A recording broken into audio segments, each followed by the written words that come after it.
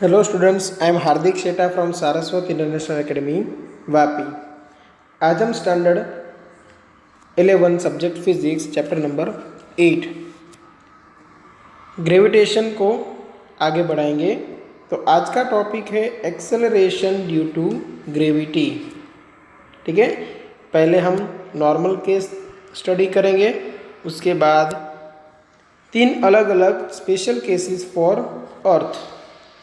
सबसे पहला acceleration due to gravity on the surface of earth, उसके बाद acceleration due to gravity above the surface of earth, और फिर acceleration due to gravity below the surface of earth. ठीक है, तो चलो स्टार्ट करते हैं। Acceleration due to gravity. Suppose हम मान के चलते हैं कि एक हैवी ऑब्जेक्ट है जिसका मास है कैपिटल M। दूसरा एक लाइट वेट ऑब्जेक्ट है जिसका मास है स्मॉल m। दोनों के सेंटर के बीच में जो डिस्टेंस है वो डिस्टेंस स्मॉल r।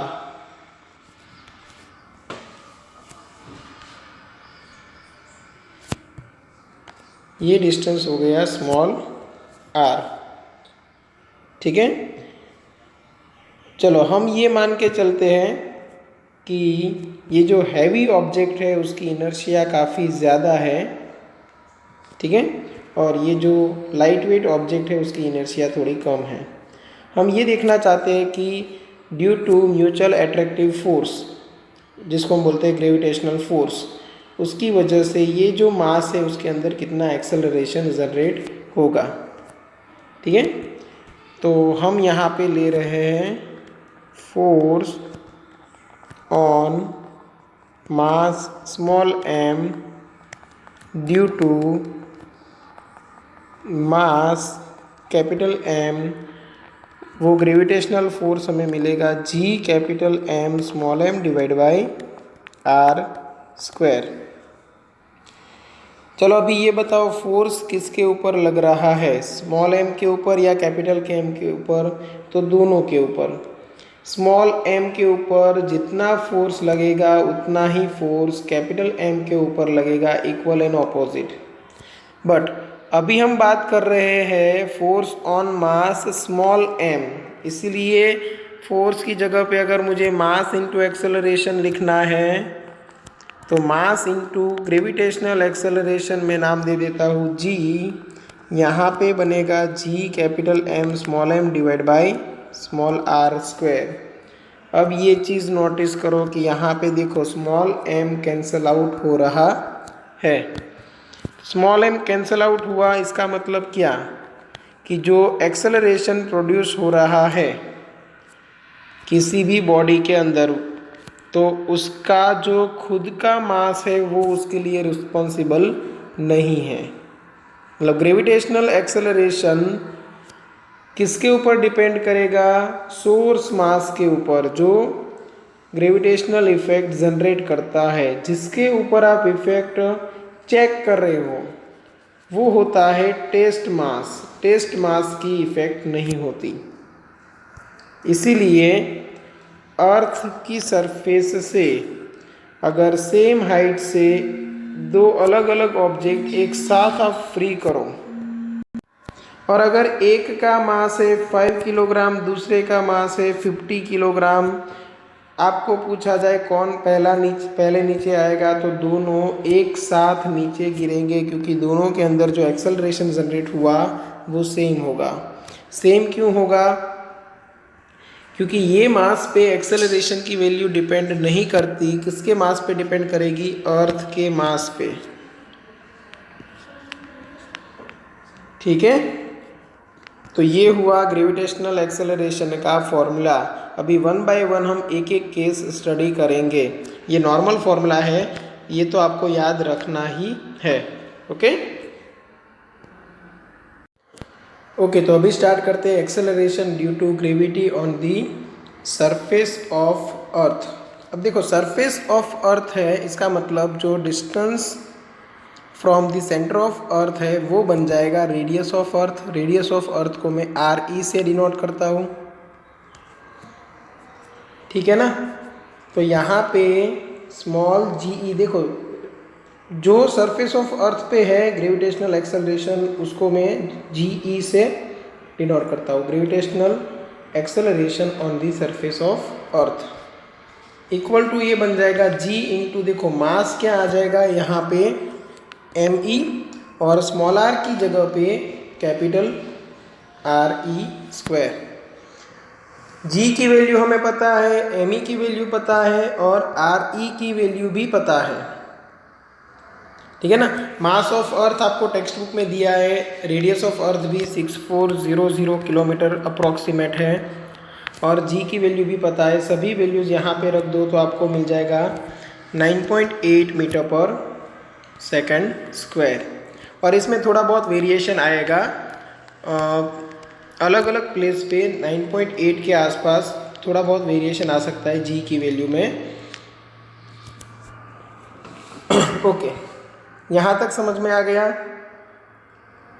चलो अभी देखते हैं gravitational acceleration gravitational acceleration above the surface of अर्थ। अब अर्थ की सरफेस से ऊपर समझो, ये सपोज अर्थ है और जो ऑब्जेक्ट है वो यहाँ पे है, तो ये अर्थ का जो मास है वो एम ई है और जो ऑब्जेक्ट का मास है वो स्मॉल एम है। जो अर्थ की रेडियस है सेंटर से ले लो तो ये आर ई है और ये जो मास एम है उसकी सरफेस से हाइट ले लो तो वो है स्मॉल एच।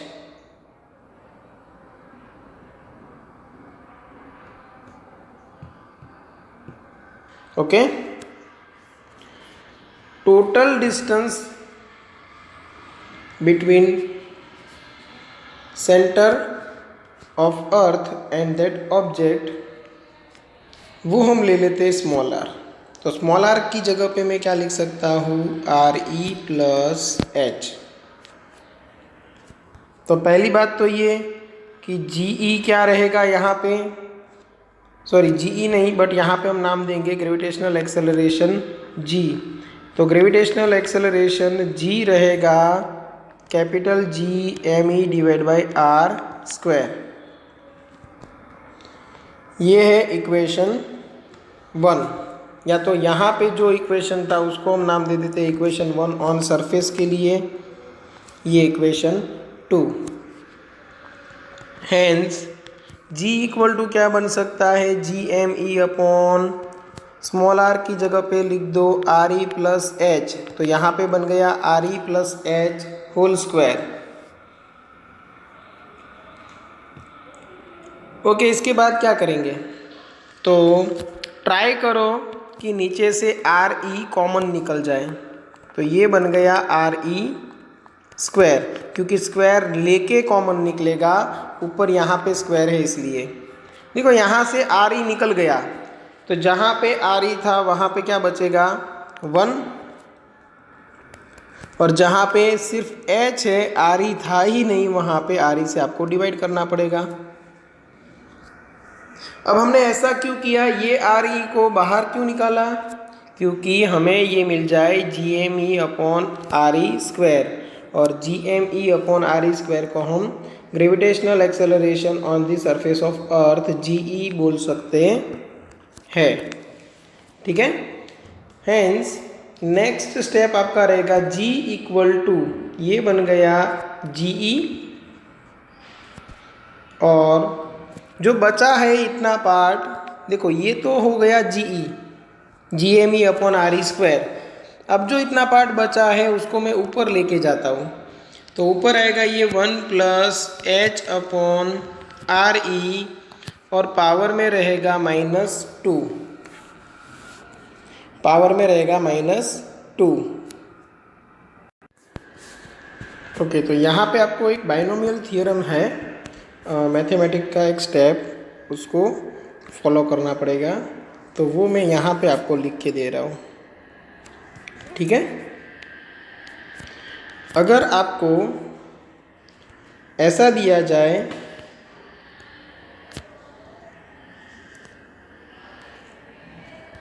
कि 1 + x⁴ n है और साथ में एक कंडीशन है, वो मैं बाद में बताता हूँ, तो ये बन जाएगा 1 + nx। और कंडीशन ये होनी चाहिए कि यहाँ पे x > 1 होना चाहिए। जब बाइनोमियल थ्योरम की हेल्प से इसका एक्सपांशन करते हैं तब 1 + x⁴ समझना 1 + n × x⁴ आएगा। उसके बाद जो x की पावर आने वाली है वो 2, फिर 3, ये पावर बढ़ती जाएगी। अब सोचो x अगर <<1 है तो सपोज मान के चलते हैं कि x की वैल्यू है वो 0.01 है, तो x² क्या होगा 0.0001 और x³ क्या होगा 0.0001, ठीक है ना। तब इसका मतलब क्या हुआ कि जैसे ही हायर पावर वाली टर्म्स आती है वैल्यू है वो काफ़ी हद तक डिक्रीज हो जाती है, इसलिए उनको फिर इग्नोर किया जाता है और आप डायरेक्ट 1 + nx लिखो चलेगा। तो सेम वे यहाँ पे देखो हम एक कंडीशन लेने वाले हैं। कौन सी condition? If height of object is less than radius of अर्थ।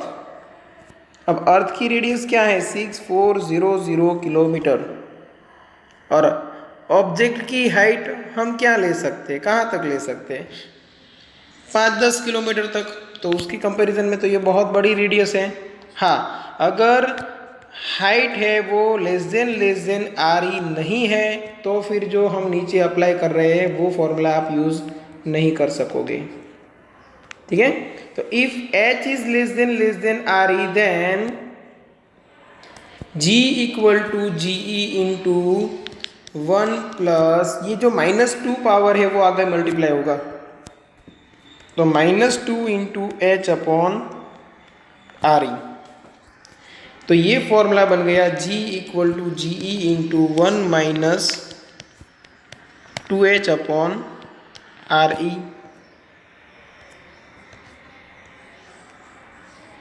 तो यहाँ पे एक चीज़ याद रखो, हमारे पास दो फॉर्मूला है। एक फॉर्मूला है ये वाला जो हम कब यूज़ कर सकते हैं, जब हमें पता है कि जो हाइट है वो लेस देन RE है तभी। और ये फॉर्मूला आप किसी भी हाइट के लिए यूज़ कर सकते हो जहाँ पे आपको स्मॉल r है उसकी वैल्यू क्या रखनी है RE + h। अगर डायरेक्ट सेंटर से डिस्टेंस दिया है तो सिर्फ स्मॉल r² करो, और अगर आपको सरफेस से हाइट दे के रखी है तो फिर RE + h² करो, ठीक है। तो ये हमने पूरा डिराइव किया। उसके लिए कंडीशन क्या थी, small r is greater than RE। जो डिस्टेंस था स्मॉल r वो RE से बड़ा था, तभी तो जो ऑब्जेक्ट है वो अर्थ के स्फीयर से बाहर की ओर था, ठीक है। चलो यहाँ तक समझ में आ गया होगा। अभी आगे बढ़ते हैं, ठीक है। तो अभी पढ़ेंगे acceleration due to gravity below the surface of earth. अगर एग्ज़ाम में आए तो याद रखो मैंने सिर्फ आपको यहाँ पे डेरिवेशन कराया है, ये जो भी सिचुएशन है उसको डिस्क्राइब करना आपका काम है और वो आप ओन वर्ड्स में भी कर सकते हो, ठीक है। चलो, acceleration due to gravity below the surface of earth, below the surface of अर्थ। अब मान लो कि ये अर्थ है,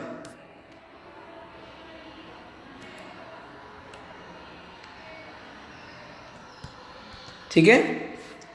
ये अर्थ का सेंटर और यहाँ पे कहीं पे आपको कोई एक पोजीशन P दे रखी है जहाँ पे आपको ग्रेविटेशनल एक्सेलरेशन फाइंड करना है। अब सोचो ये सपोज पोजीशन है P जहाँ पे ग्रेविटेशनल एक्सेलरेशन निकालना है आपको। तो यहाँ पे मैं एक इमेजनरी पहले तो स्फीयर बना लेता हूँ। ये इमेजनरी सरफेस है, स्फेरिकल सरफेस है बट इमेजनरी।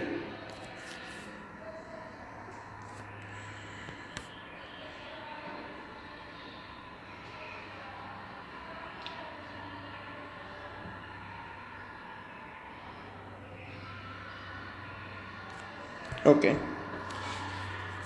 चलो, ये जो पोजीशन P है वो अपर सरफेस से डेप्थ D पे है। मतलब ये क्या हो गई, डेप्थ D।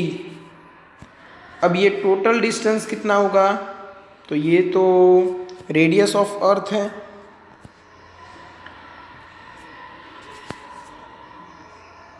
तो ये हो गई रेडियस ऑफ अर्थ मतलब RE। और जो सेंटर से डिस्टेंस है वो डिस्टेंस रहेगा स्मॉल r। ऑलवेज हम सेंटर से डिस्टेंस लेते हैं स्मॉल r, और यहाँ पे small r is less than RE आएगा। इतना तो समझ में आ ही गया, ठीक है।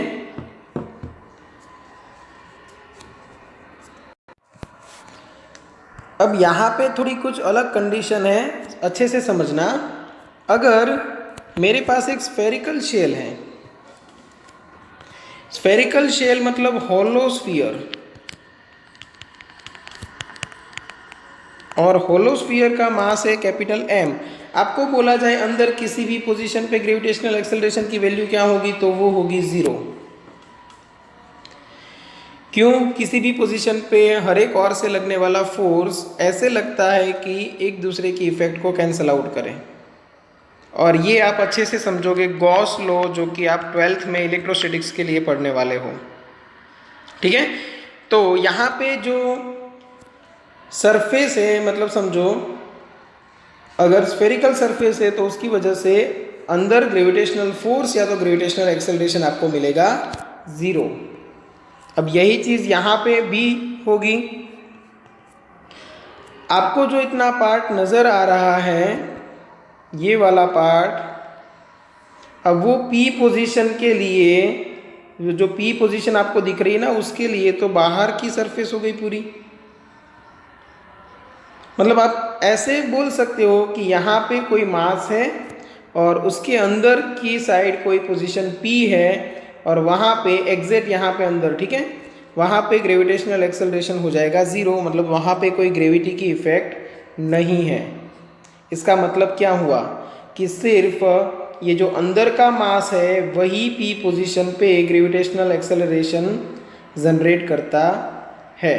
तो इतने ही मास को आप काउंट करोगे जब कैलकुलेशन करो तब, ठीक है।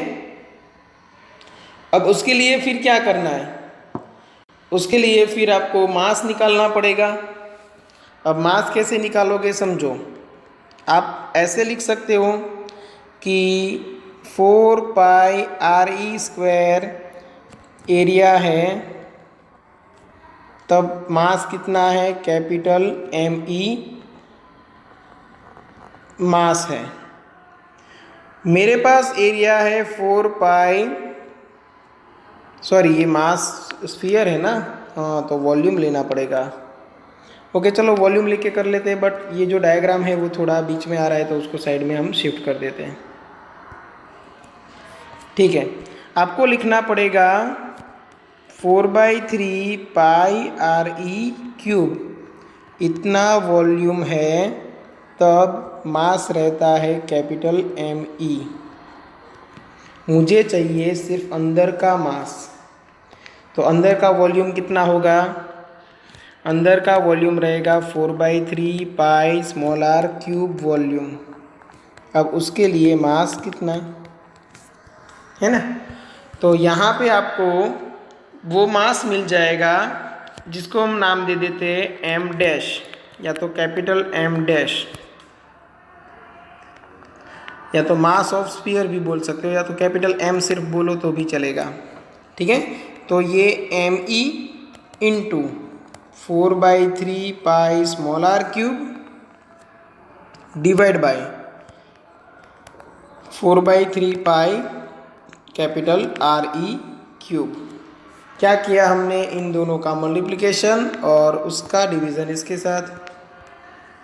ठीक है, चलो 4/3 कैंसिल आउट, तो हमारे पास बचेगा क्या, capital M equal to small m e into R cube divide by RE cube.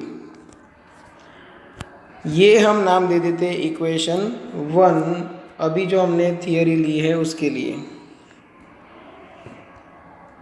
ठीक है, और याद रखने के लिए ये चीज़ याद रख लो कि ये कौन सा मास है, ये है mass enclosed by sphere of radius small r। ये क्या है, mass enclosed by sphere of radius small r। बस अभी तो नॉर्मल सा जो कैलकुलेशन है वही करना है। अभी क्या करेंगे, तो gravitational acceleration g equal to G capital M upon R square. g capital M हमें क्या मिला, तो ME into R cube divide by RE cube from equation 1 और divide by small r square. अभी एक r ऊपर बचेगा, तो g capital ME into small r divide by RE cube. आपको ये फॉर्मूला याद रखना है। अगर सेंटर से डायरेक्ट डिस्टेंस दिया है तो ये फॉर्मूला आप अप्लाई कर सकते हो। ठीक है, चलो यहाँ तक समझ में आ गया होगा। But small r equal to क्या है, डायग्राम में देखो, स्मॉल r इक्वल टू में ये RE में से d माइनस कर दो तो मिल जाएगा।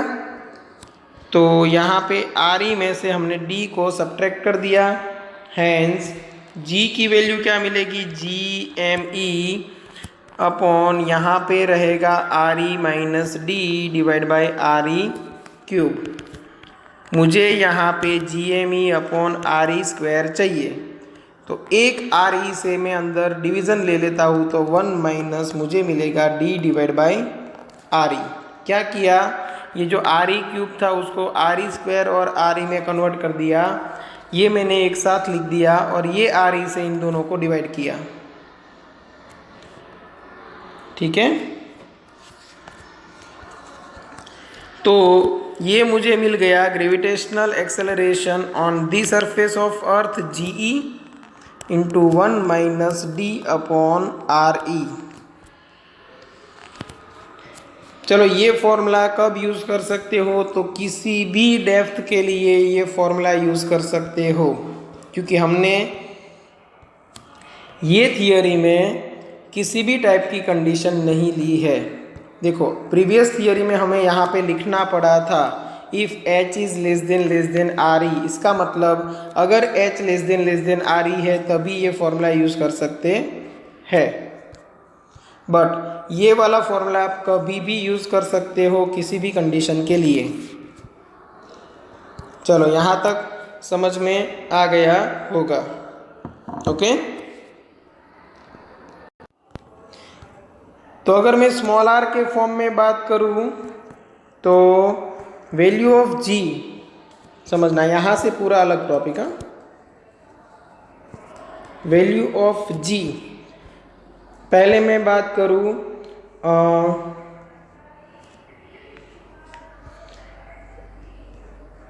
अंडर द स्फीयर, फिर मैं बात करता हूँ ऑन दी सरफेस, ये अंडर द स्फीयर या तो इनसाइड द स्फीयर, और थर्ड हम लिखते हैं आउटसाइड द स्फीयर, ये सही वर्ड रहेगा।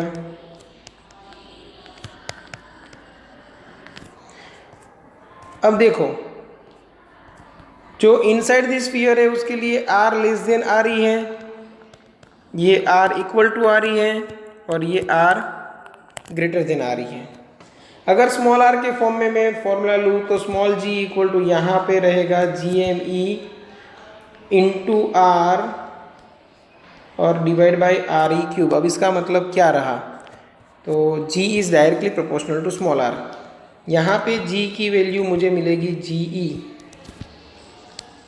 जी M E upon R E square, और यहाँ पे g की वैल्यू मुझे मिलेगी G M E upon small r square. इसका मतलब यहाँ पे g is directly proportional to r, यहाँ पे g की वैल्यू मैक्सिमम बनेगी, और यहाँ पे g की value g is inversely proportional to r हुआ। तो अगर आपको एग्जाम में पूछे कि draw the graph which shows the variation of gravitational acceleration with distance from centre, तो ये हो गया डिस्टेंस फ्रॉम सेंटर, ये हो गया ग्रेविटेशनल एक्सेलरेशन, और उसके लिए जो आपको ग्राफ मिलेगा ये मैग्नीट्यूड का ग्राफ है। तो याद रखो हम पॉजिटिव ले रहे हैं। स्टार्टिंग में ये लीनियरली बढ़ेगा, क्यों? g is directly proportional to r है, तो ये लीनियरली बढ़ा अर्थ की सरफेस पे मैक्सिमम, और फिर इन्वर्सली प्रोपोर्शनल टू r।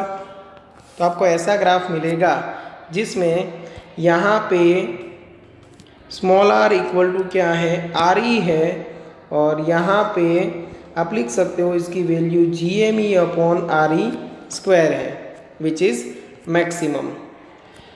ये ग्राफ में यहाँ पे g is directly proportional to r था, यहाँ पे g is inversely proportional to r है। ये वाला पार्ट देखो, ये ओरिजिन है, और ये वाला पार्ट इनसाइड है, और ये वाला पार्ट आउटसाइड है, और ये जो है r equal to R E वो ऑन द सरफेस है। क्लियर? चलो यहाँ तक सब कुछ समझ में आ गया होगा। अगर किसी को कहीं पे भी डाउट है तो एनी टाइम कॉन्टेक्ट कर सकते हो। ओके, चलो यहाँ तक रखते हैं। Thank you.